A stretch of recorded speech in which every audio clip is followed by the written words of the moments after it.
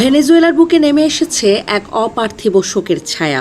গত বুধবার কারাকাসের উপকণ্ঠে আঘাত হানা জোড়া ভূমিকম্প মুহূর্তের মধ্যে চুরমার করে দিয়েছে হাজার মানুষের স্বপ্ন। ধ্বংসস্তূপের নিচে চাপা পড়ে প্রাণ হারিয়েছেন বহু মানুষ, আর আহতের সংখ্যাও হাজার হাজার। চারদিকে এখন কেবল ধ্বংসলীলা আর স্বজন হারানোর আহাজারি, যা ছুঁয়ে গেছে পুরো বিশ্বকে। এই ভয়াল বিপর্যয়ের মাঝেও মানবিকতার এক অনন্য নজির স্থাপন করেছেন আন্দ্রেয়া নামের এক অকুতভয় মা। নিজের জীবনের বিনিময়ে তিনি বাঁচিয়েছেন তার ছোট কন্যা শিশুকে। মৃত্যুর মুখে দাঁড়িয়েও মাতৃত্বের যে অমোঘ মমতা তিনি দেখিয়েছেন তা পুরো ভেনেজুয়েলাকে কাঁদিয়েছে।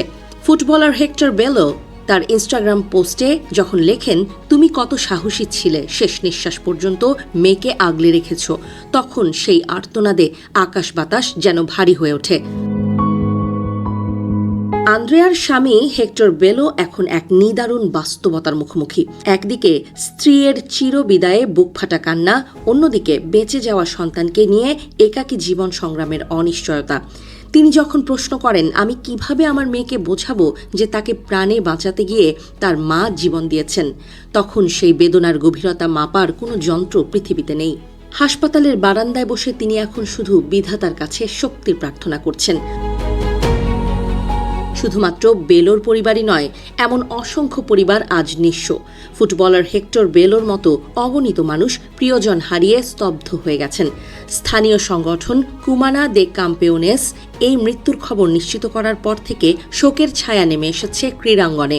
পুরো ভবন ধসে পড়লেও ছোট শিশুটির বেঁচে যাওয়াকে অনেকে অলৌকিক বলে মনে করছেন, কিন্তু সেই অলৌকিকতার দাম দিতে হয়েছে মায়ের প্রাণ দিয়ে।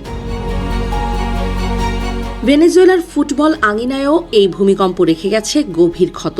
কারাকাস ফুটবল ক্লাবের অনূর্ধ্ব 18 দলের খেলোয়াড় রাজান শিজা এবং স্পোর্টস সান আগুস্তিন ক্লাবের উদীয়মান তারকা ভিক্টর প্যালাসিওস, দুজন সম্ভাবনাময় ফুটবলারকে হারিয়েছে দেশটি।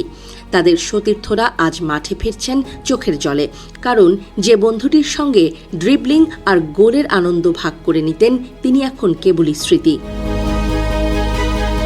এই বিপর্যয়ের করুণ চিত্র ফুটে উঠেছে সাবেক মিস ভেনেজুয়েলা জিসেল রেইসের জীবনেও। লা গুয়াইরায় তাদের পারিবারিক ভবনটি যখন ধসে পড়ে, তখন আতঙ্কে হৃদযন্ত্রের ক্রিয়া বন্ধ হয়ে মারা যান তার মা। ধ্বংসস্তূপ থেকে মায়ের মৃত্যুর খবর শোনার পর রেইসের সেই আর্তনাদ আজ প্রতিটি ভেনেজুয়েলানের মনের কথা হয়ে উঠেছে। প্রিয়জনের মৃত্যুর খবর শোনার পর বেঁচে যাওয়া মানুষেরা এখন একে অপরকে সান্ত্বনা দেওয়ার ভাষা হারিয়ে ফেলেছেন।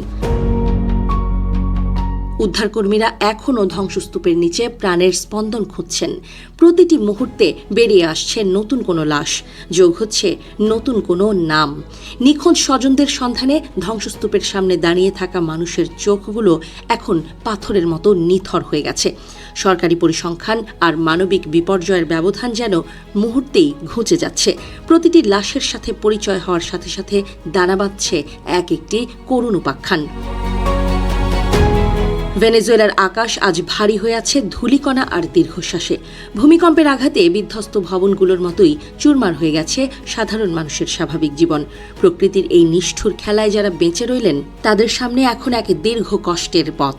তবে আন্দ্রেয়ার মতো মায়েরা যারা নিজের জীবন দিয়ে সন্তানকে রেখে গেলেন, তাদের এই আত্মত্যাগ ভেনেজুয়েলার ধ্বংসস্তূপের মাঝেও ভালোবাসার এক অমলিন চিহ্ন হয়ে বেঁচে থাকবে।